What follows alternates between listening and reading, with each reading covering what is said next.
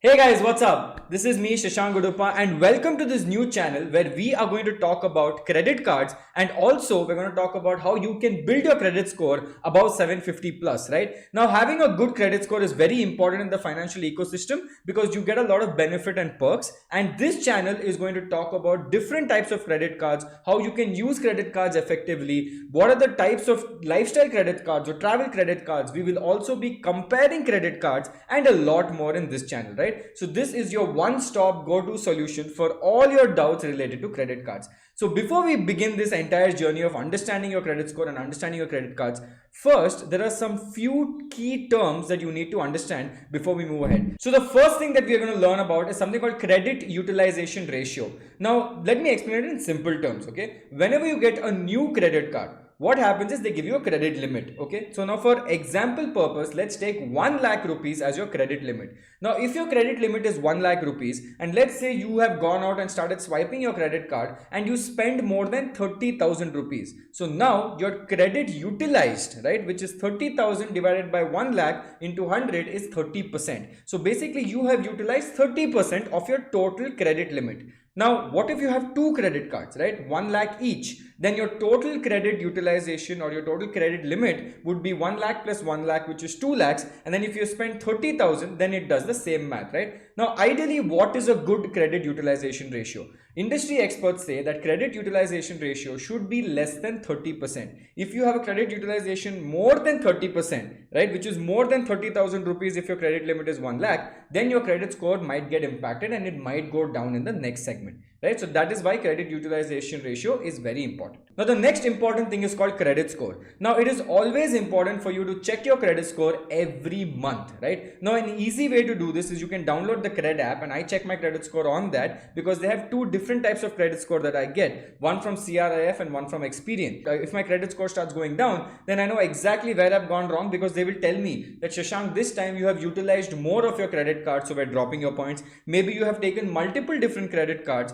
Maybe you have too many outstanding loans at this point. So all of these things will be informed in my credit score and in the credit score report. I will make a separate video on how you can learn and read about your credit score as well and understand your credit score report. But for now, you can quickly just go on Cred, just do refresh available. There will be an option. You can click on that refresh available, or you can also click on get credit score and you will get your credit score. Ideally, our goal is to be above 750, but more if you go towards 800, it's even better for you. Now there is another key important term called cash advance fee. Now what is cash advance fee, right? Did you know that your credit card can also be used in an ATM machine and you can withdraw cash in very emergency services? Now please understand, credit card is mainly used for credit purposes. Basically you take money in the form of credit and pay back the bank over a period of time, right, after the grace period is over.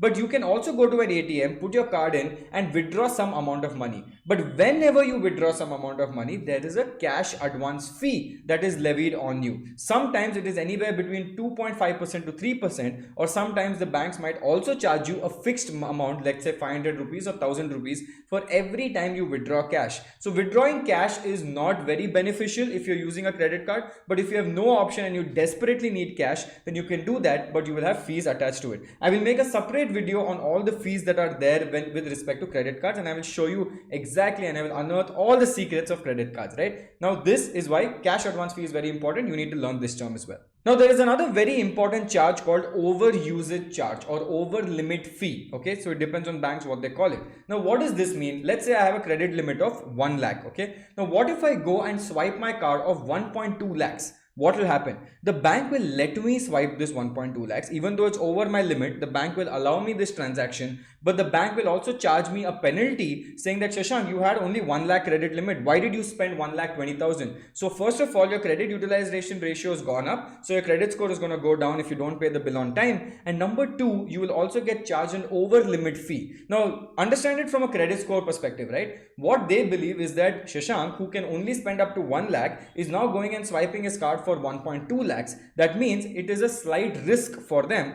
and that is why they charge an over limit fee, and that is why you should not go and overspend on your credit card. If you want to spend 1.2 lakhs, you can call your bank and tell them, please increase my credit limit that you have set. Depending on your income statement, they might or might not do that. And that way, your credit utilization will also be better if you increase your credit limit. The next term we're going to learn is annual interest rate. Now, annual interest rate is a very important term when it comes to credit cards. Now, please understand, credit card companies make money from 4-5 different areas, right? One is they charge you annual maintenance fees. One is they charge you these overusage charges if you actually go above it. If you remove cash from an ATM, they charge you money for that as well. But the most amount of money they get is if you delay the payments. Now, whenever you go swipe a card, let's say you swipe 30,000 rupees, for the first 30 to 40 days, they don't charge you any money. And then they tell you that, Shashank, at this date, please pay the bill. But if you miss paying the bill on that date, they start charging anywhere between 2.5% to 3.5% per month, right? So on an annual basis, it can go anywhere between 35% to 45% with respect to interest rate. And that keeps compounding if you keep missing it, because if you miss it, the interest rate can go up really high and your money will definitely keep going away in interest instead of actually paying the credit card bill. So that is a big no-no, and also your credit score gets affected. Next, we have another important term called interest-free period or grace period.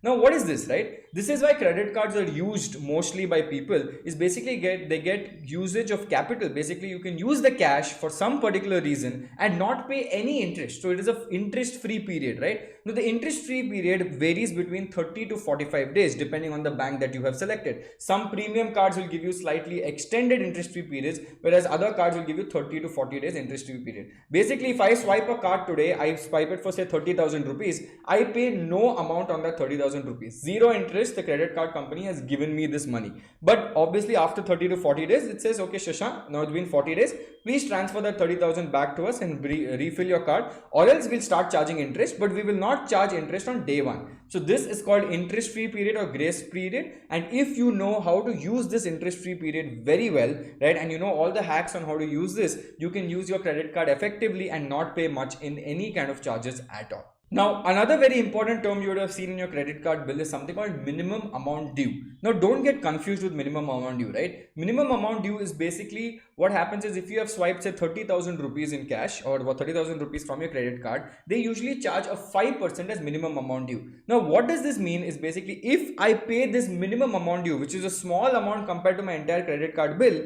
then I will avoid paying late fees. So this is only to avoid paying late fees. This does not mean I've paid my entire credit card or credit card company is saying, okay, chalo, you've paid me the minimum amount due, I will leave you and let you go. That is not what it is. Minimum amount due will only allow you to skip that late fee payment that you would have ideally had to pay if you miss the payment. But there are two big problems if you pay just the minimum amount due, and listen to this very carefully. The number one thing is now there is an interest that is now charged to your outstanding payment. If you only paid the minimum amount due, the remaining money now is on an interest, right? And that starts getting added to the next month's billing cycle. So if you just pay minimum amount due, the interest of this will start becoming bigger, and next month you will have to pay a much bigger amount to clear the interest and your principal amount. But there is another problem here as well if you only pay minimum amount due. The second problem is now because you only paid minimum amount due, any purchase that you do after this, you do not get the 45-day interest-free period. So if I go and swipe another 5,000 rupees, I have to start paying for that 5,000 rupees interest from day one, which is 2.5% a month,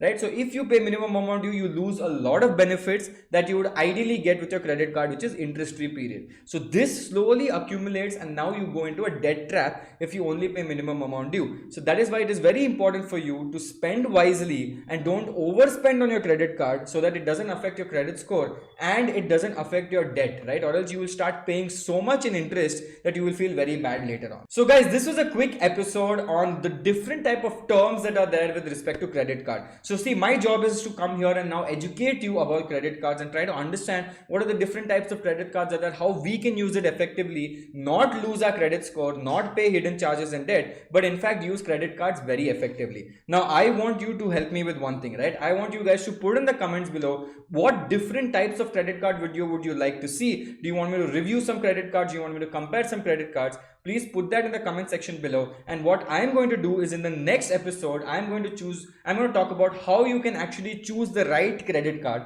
because there are different people who might need different types of credit card and you might not even know how to do that. So next episode is about how you can choose a right credit card for yourself depending on your different type of lifestyle and spending habits. Okay, so again, thank you guys. Our job is to improve your credit score, and I hope I did that in a very beautiful way. And if you have any doubts, any questions, I am looking at the comment section and I will reply to them. So please drop it in the comment box as well. This is me, Shashank Guruppa, signing off. Take care. See you guys. Bye.